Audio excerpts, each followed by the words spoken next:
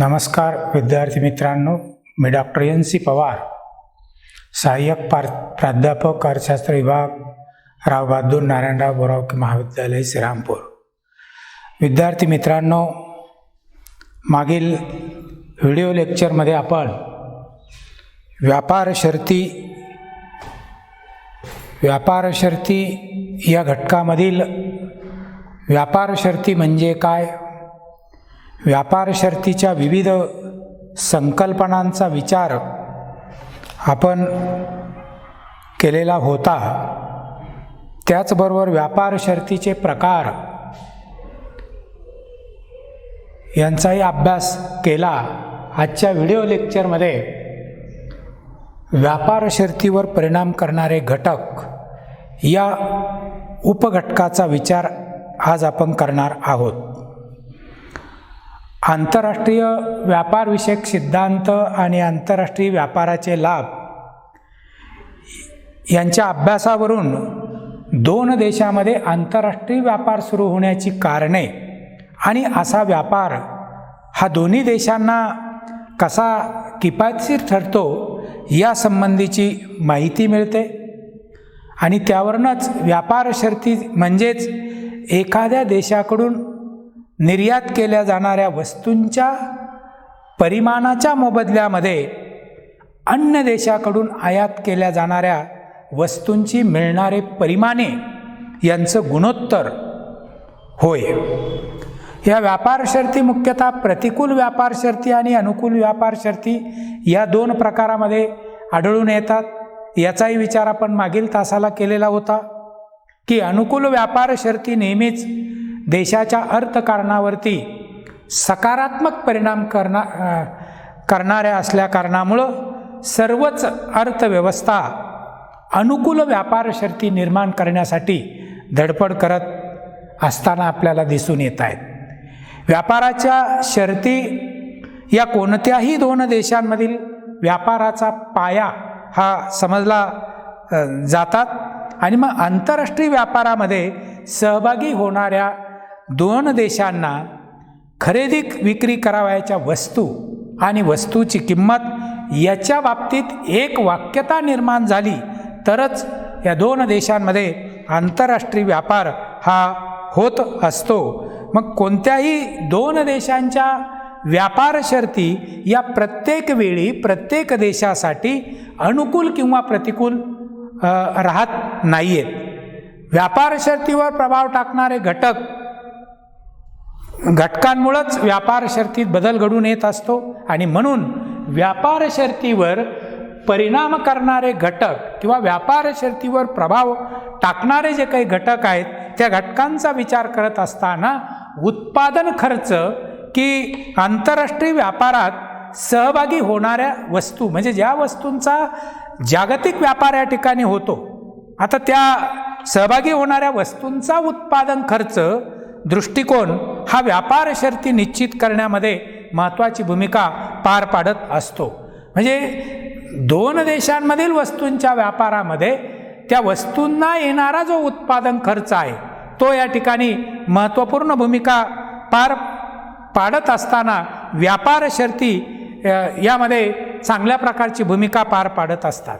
की एखाद्या देशाला उपलब्ध अनुकूल परिस्थितीमुळं एखाद्या वस्तूचे उत्पादन खर्चामध्ये कमी खर्चामध्ये उत्पादन करणं साध्य होतं. त्या वस्तू उत्पादन खर्च कमी आला की त्या वस्तूंच्या उत्पादनाचं देशामध्ये विशेषीकरण घडून येतं आणि विशेषीकरणामुळं बचती वाढून आणखी उत्पादन खर्च हा घटत जातो. तेव्हा अशा वस्तूंचं उत्पादन करून त्या देशाकडनं त्या उत्पादनाची निर्यात केली जाते.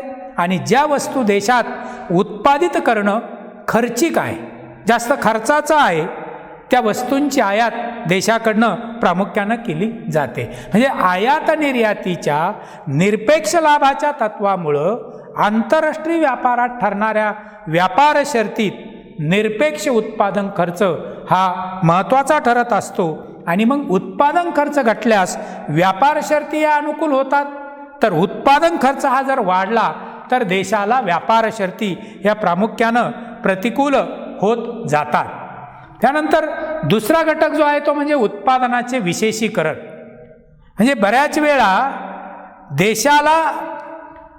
देशामध्ये नैसर्गिक अनुकूलता, कुशल मनुष्यबळ आणि उत्पादन घटकांची त्या ठिकाणी उपलब्धता या सगळ्यांमुळं एखाद्या देशाला एखाद्या वस्तूच्या उत्पादनासाठी अनुकूलता त्या ठिकाणी प्राप्त होत असते.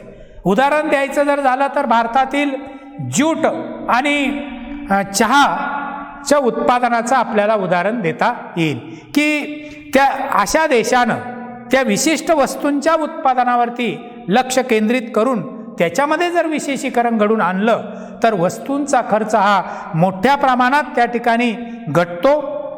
उत्पादनातली विशेषीकरणामुळं निर्यात वाढवण्यास, आंतरराष्ट्रीय स्पर्धेत टिकून राहण्यास त्या ठिकाणी उपयुक्त ठरत असतं.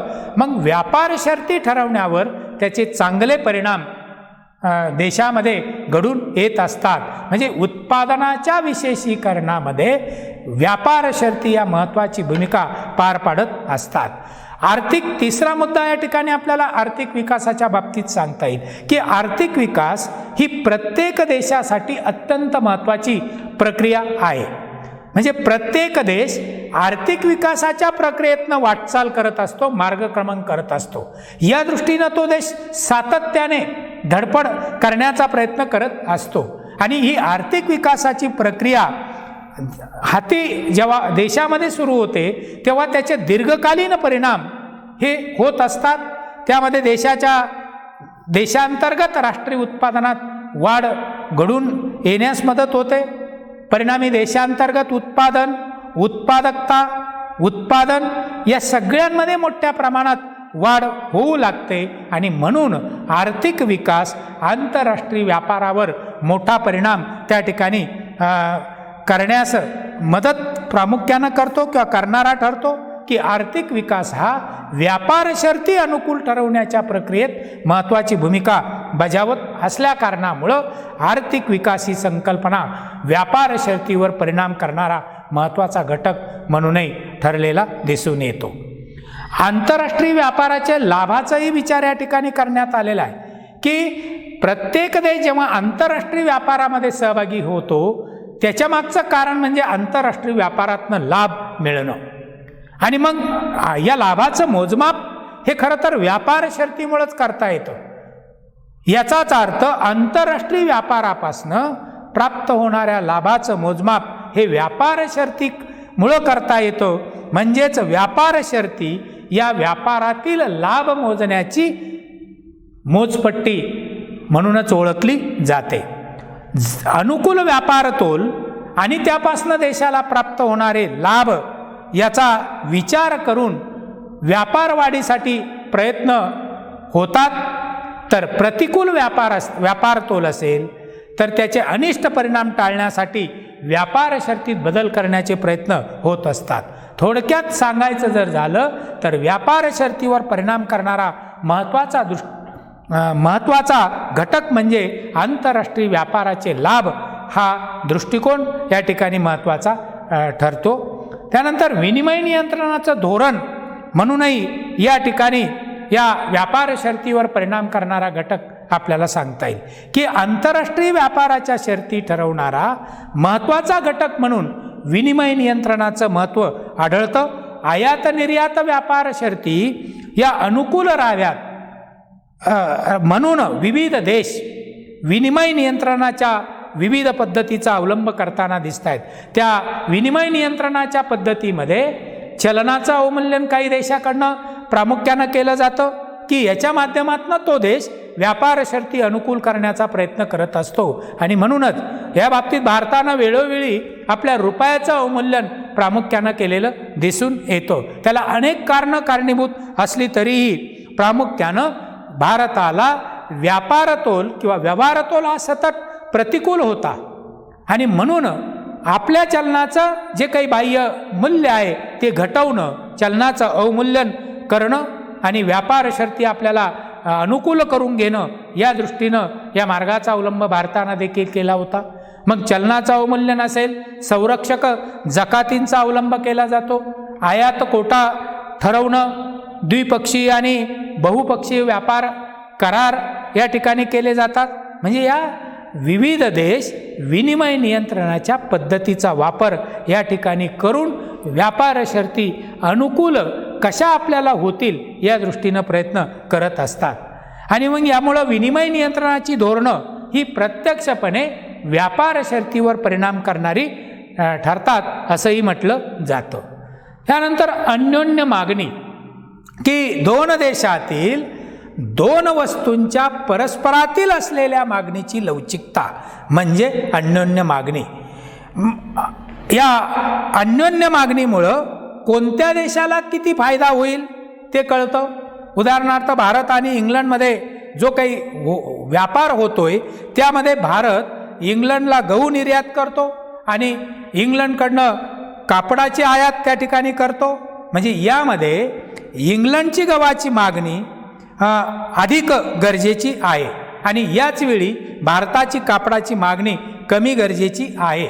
याचाच अर्थ इंग्लंडची गव्हाची मागणी ही अलवचिक किंवा ताठर, तर भारताची कापडाची मागणी ही जास्त लवचिक आहे आणि त्याचा परिणाम व्यापार शर्ती या ठिकाणी ठरवताना भारताला त्याचा जास्त फायदा मिळेल.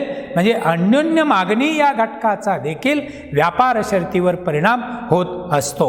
आंतरराष्ट्रीय कर्जाचाही विचार या ठिकाणी केला की बऱ्याच वेळा देशादेशांमधली भांडवली संसाधनं मिळवायची आहेत. आता ती मिळवण्यासाठी आंतरराष्ट्रीय कर्ज आणि भांडवलाच्या हालचाली त्या ठिकाणी होत असतात, भांडवलाचं हस्तांतरण होत असतं. तर त्याचबरोबर प्रतिकूल व्यापार तोल आणि प्रतिकूल व्यवहार तोल यामुळं देखील धनको आणि ऋणको देश अशी एक वर्गवारी घडून येत असते. आणि यामध्ये या वर्गवारीमध्ये धनको देशांना व्यापार शर्तीचे फायदे प्राप्त होतात, कारण कर्जाच्या परतफेडीसाठी निर्यात कराव्या लागणाऱ्या वस्तू या देशांना आंतरराष्ट्रीय बाजारभावापेक्षा कमी किमतीला या धनको देशाला निर्यात कराव्या लागतात. थोडक्यात आंतरराष्ट्रीय पातळीवरील कर्जबाजारीपणा हा व्यापार शर्ती ठरवणारा एक महत्त्वाचा घटक ठरतो असंही आपल्याला प्रामुख्यानं म्हणता येतं. त्यानंतर व्यवहार तोलाची स्थिती. आता व्यवहार तोलाची स्थिती बघत असताना प्रामुख्यानं आपण हेही लक्षात घेऊ की व्यवहार तोल म्हणजे एका आर्थिक वर्षाच्या कालखंडामध्ये दृश्य आणि अदृश्य, दृश्य वस्तूंच्या आयातीचं मूल्य व निर्यातीचं मूल्य आणि अदृश्य सेवांच्या आयातीचं मूल्य व निर्यातीचं मूल्य यांची नोंद ज्या पत्रकामध्ये प्रामुख्यानं केली जाते त्याला व्यवहार तोल असं म्हटलं जातं. आणि हा व्यवहार तोलावरनं देशाची आर्थिक स्थिती कशी आहे हे समजतं. म्हणूनच म्हटलं जातं की व्यवहार तोल हा प्रत्येक देशाच्या दृष्टीनं तो त्या आर्थिक स्थिती कशी आहे तो व्यवहार तोल म्हणून तो आरसा, देशाचा आरसा देखील समजला जातो. आणि मग अशा पद्धतीनं हा एक ताळेबंद आहे.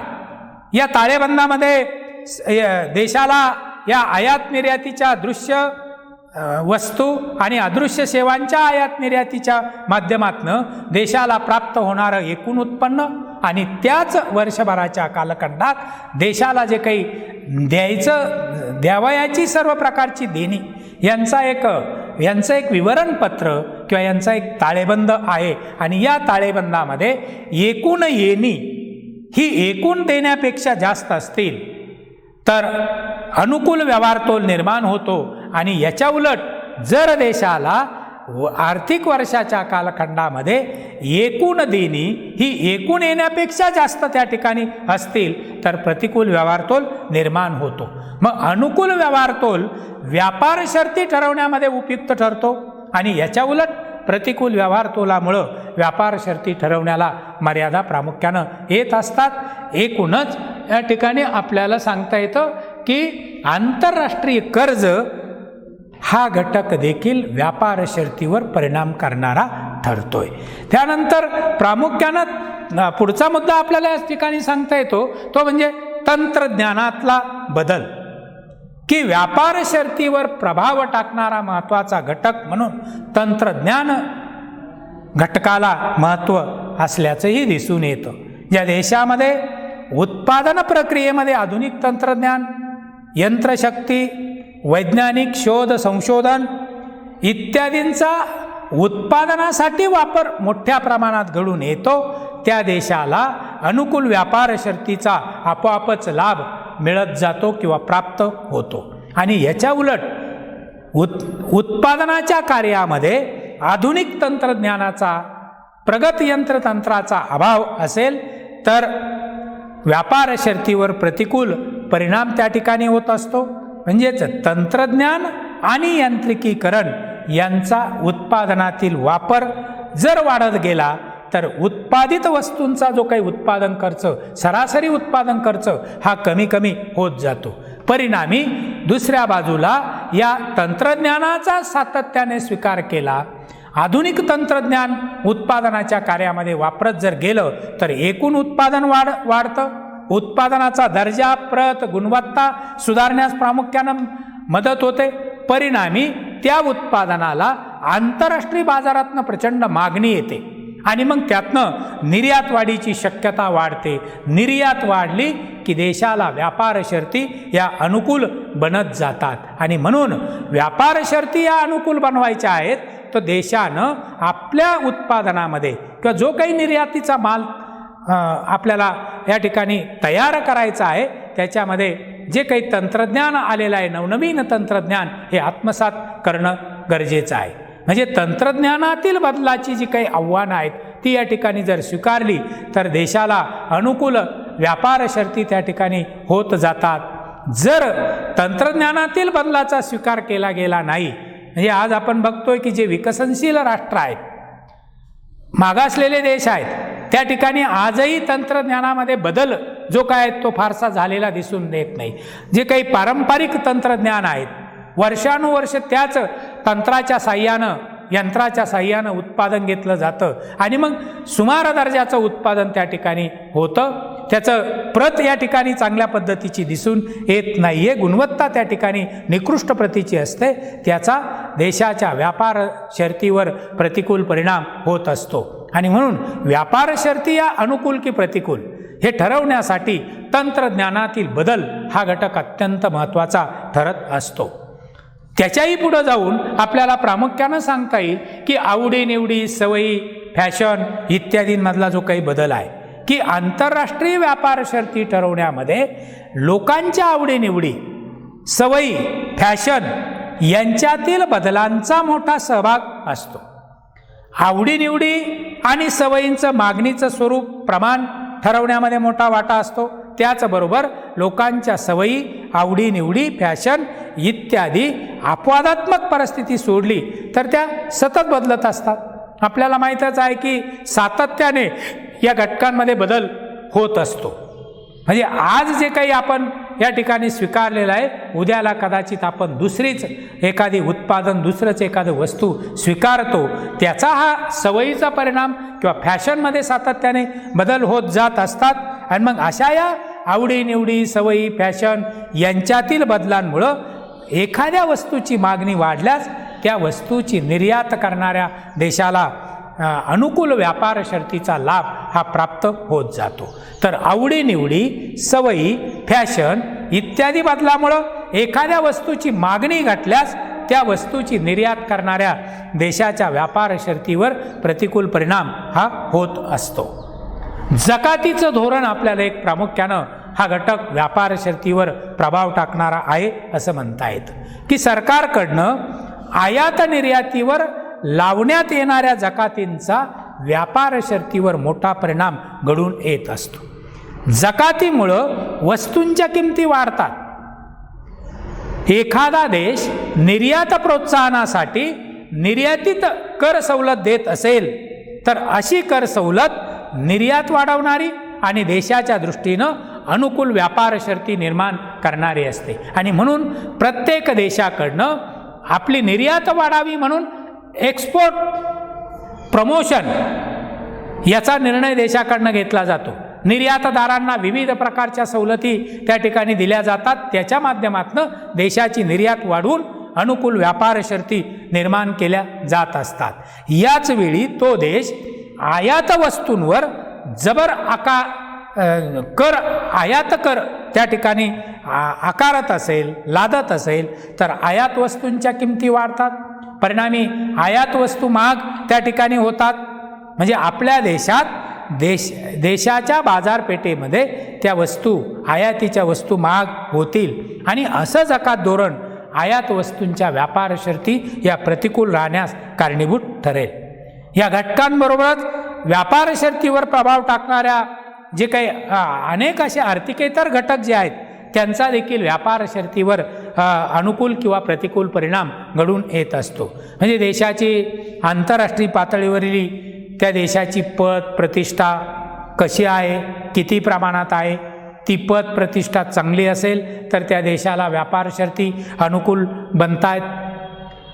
विविध देशांशी असणारी मैत्री, सद्भावना, सहकार्य, देशाची अर्थनीती याही बाबतीत, म्हणजे उदाहरण द्यायचं जर झालं तर खुली किंवा मुक्त अर्थव्यवस्था किंवा बंदिस्त किंवा संरक्षित अर्थव्यवस्था, विविध देशांशी प्रस्थापित होणारे सामाजिक, सांस्कृतिक, व्यापारी संबंध या विविध घटकांचा व्यापार शर्तींवर परिणाम होत असतो. आणि मग या सर्व घटकांचा विचार करता अनुकूल स्थिती ही व्यापार शर्ती अनुकूल ठरवणारी असते आणि याच्या उलट प्रतिकूल वर्णामध्ये व्यापार शर्तीचा संकोच आढळून त्या ठिकाणी संकोच होण्यास मदत होत असते. आणि मग एकूणच या प्रतिकूल व्यापार शर्ती की व्यापार शर्ती आणि आर्थिक विकास यांचा निकटचा संबंध असतो की ज्यावेळी या प्रतिकूल व्यापार शर्ती विशिष्ट आयातीसाठी अधिक नगसंख्याची निर्यात करावी लागते तेव्हा त्याला प्रतिकूल व्यापार शर्ती असं म्हटलेलं दिसून येतंय. मग या आर्थिक दृष्टिकोनातनं प्रगत देशाला व्यापार शर्ती या मोठ्या प्रमाणावरती अनुकूल झालेल्या दिसून येतात. प्राध्यापक नर्क्स यांच्या विधानानुसार अनुकूल व्यापार शर्ती देशातील जनतेच्या आर्थिक कल्याणात भर टाकणाऱ्या असतात. त्या देशातील लोकांच्या राहणीमानाचा दर्जा उंचावणाऱ्या आहेत. आर्थिक विकासावर त्या देशामध्ये सकारात्मक प्रभाव टाकणाऱ्या अनुकूल व्यापार शर्ती ठरतात. आणि याच वेळी कमी विकसित देशांना व्यापार शर्ती या नेहमीच प्रतिकूल स्वरूपाच्या आढळून येतात.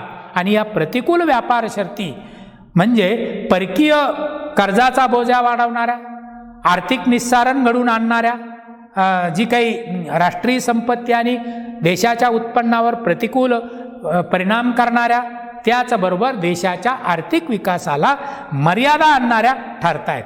आंतरराष्ट्रीय व्यापाराच्या शर्ती नेहमीच कमी विकसित देशांना म्हणजेच अल्प विकसित देशांना प्रतिकूल ठरतात आणि त्यांचा परिणाम अल्प विकसित अर्थव्यवस्थांच्या विकासावरती दुर्गामी परिणाम करणारा ठरत असतो.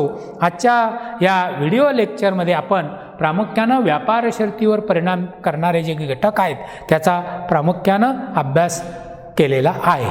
धन्यवाद.